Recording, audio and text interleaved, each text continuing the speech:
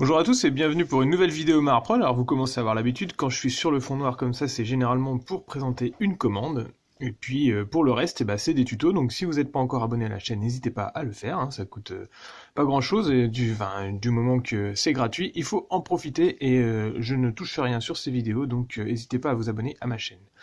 Et donc aujourd'hui, on va voir la review d'une petite commande que je viens de terminer, avec un porte-bannière mort-vivant. Donc on est sur la figurine qui est sortie il n'y a pas si longtemps que ça, hein, qui est encore assez récente, dans la gamme des morts-vivants qui avait été fait pour le nouveau Warhammer, on peut appeler ça, et puis qui sont utilisables donc dans Shadespire. Et l'idée avec cette figurine, c'était de faire un porte-bannière un peu royal, pour mon client, donc basé sur les illustrations où on voyait des espèces de tissus un peu éthériques et des visages qui sortent du tissu comme ça là. Et du coup cette figurine s'y prête assez bien de base, puisqu'elle comporte déjà une hampe avec une arme de type lance qu'elle a de base.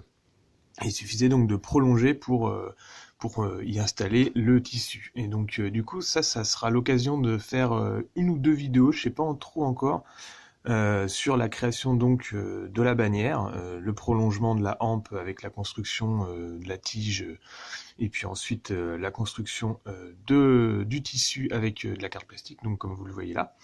Et puis également sur la construction du bouclier que j'ai changé ici. Donc j'ai prolongé et donc j'ai changé la forme. Qu'est-ce que j'ai fait sinon sur cette commande? Et bah, du coup, vous le voyez assez facilement par vous-même. J'ai commencé par tiger la hampe avec une perceuse à main assez fine qui puisse supporter le fait de percer la hampe qui est quand même vraiment fine. J'ai prolongé avec une tige de fer, puis ensuite j'ai mis de la pâte par-dessus.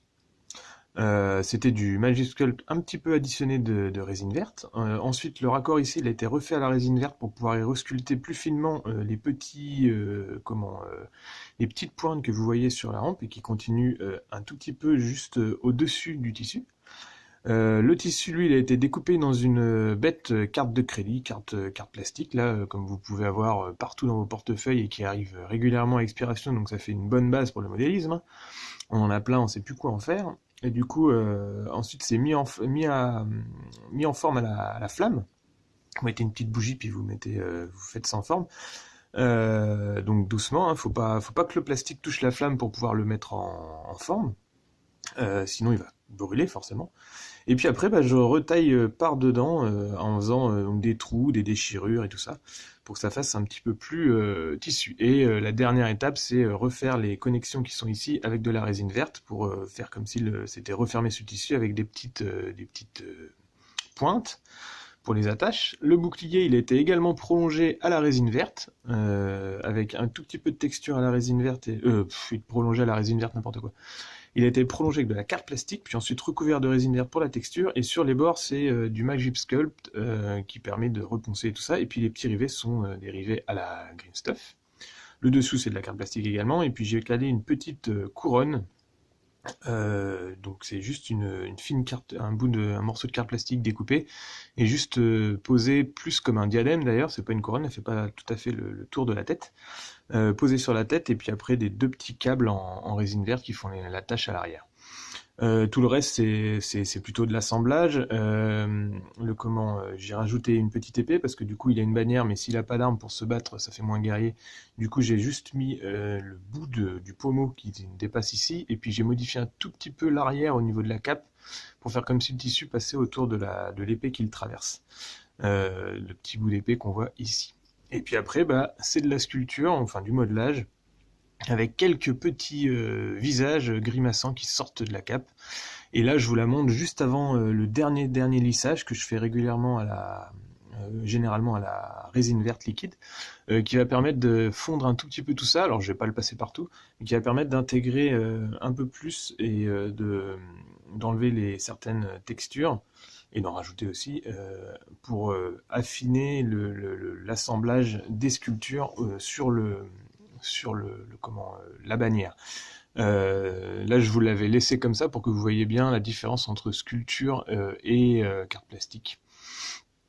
mais je dois passer un tout petit coup de lissage maintenant. Donc vous voyez, après ça pourrait rester comme ça, hein, je veux dire il est bien lissé sur les côtés, mais c'est juste, j'aime bien faire un dernier coup de lissage comme ça. Donc voilà pour cette commande, ça sera l'occasion donc d'une petite vidéo sur la création d'une bannière ou d'une hampe, et puis la création du bouclier, peut-être les deux mêlés ensemble, je verrai.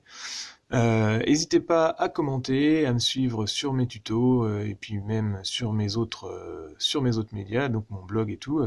Régulièrement, donc normalement quand je fais une commande comme ça, j'explique aussi ce que je fais sur le blog, dans un article associé, et puis vous trouverez plus de photos sur Facebook.